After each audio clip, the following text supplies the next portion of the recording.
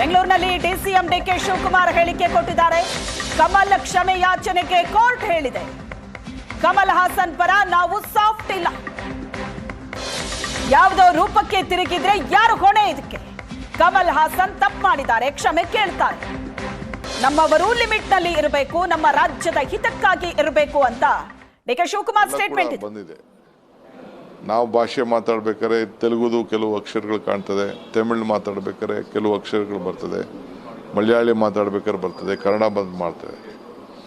So ಇದಕ್ಕೆ ನಾನು ಅದು ವೈಯಕ್ತಿಕವಾಗಿ ಭಾಳ ಹಠದಲ್ಲೇ ಇದ್ದಾರೆ. ನಮ್ಮವರು ಕೂಡ ಸ್ವಲ್ಪ ಲಿಮಿಟೇಷನಲ್ಲಿ ಇರಬೇಕು. ನಮ್ಮ ರಾಜ್ಯದ ಹಿತ ಕೂಡ ನಾವು ಪ್ರೊಟೆಸ್ಟ್ ಅಂತೂ ಮಾಡಿದ್ದೀವಿ. ಅದಕ್ಕೆ ಪ್ರೊಟೆಸ್ಟ್ಗೆ ಎಲ್ಲರ ಥರದ ಗೌರವ ಕೂಡ ಇದೆ. ಸೊ ಜಡ್ಜ್ ನ್ಯಾಯಾಲಯಕ್ಕೆ ಹೋಗಿದೆ.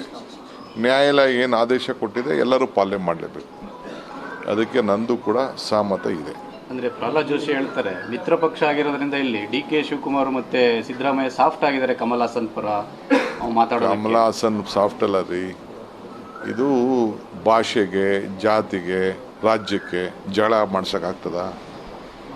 ಅವರು ಯಾವಾಗಲೂ BJPಯವರು ಭಾಗ ಮಾಡೋರು, ನಾವು ಯಾವಾಗಲೂ ಒಂದು ಮಾಡೋರು.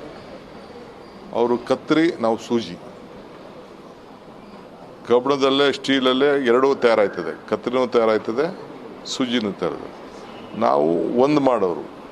ಬೆಳಗ್ಗೆ ಸಾಯಂಕಾಲ ಇಲ್ಲಿರೋಂಥ ಜನಕ್ಕೆ ಯಾವುದೋ ಒಂದು ರೂಪಕ್ಕೆ ಏನಾದ್ರು ತಿರುಗಿದ್ರೆ ಯಾರು ಹೊಣೆ?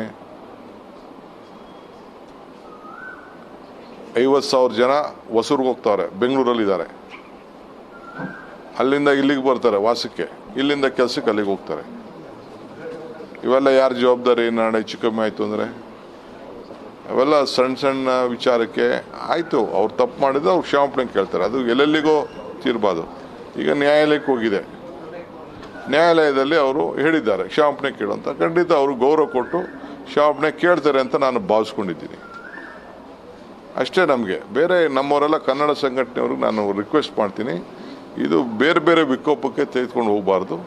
ನೀವು ಹೋರಾಟ ಮಾಡ್ತಾ ಇದ್ದೀರಿ, ಅದಕ್ಕೆ ಕೋರ್ಟೆ ಒಬ್ಬರೇ ಅವರು ಕೋರ್ಟ್ಗೆ ಹಾಕಿದ್ರು ಅಂತ ನಾನು ಮಾಧ್ಯಮದಲ್ಲಿ ನೋಡಿದ್ದೀನಿ. ಇವತ್ತು ಕೋರ್ಟು ಒಂದು ತೀರ್ಪು ಕೊಟ್ಟಿದ್ದಾರೆ, ಒಂದು ಸಲಹೆ ಕೊಟ್ಟಿದ್ದಾರೆ ಅಂತ ಹೇಳಿದ್ದಾರೆ. ಬಹುಶಃ ಅವ್ರು ರೆಸ್ಪೆಕ್ಟ್ ಮಾಡ್ತಾರೆ.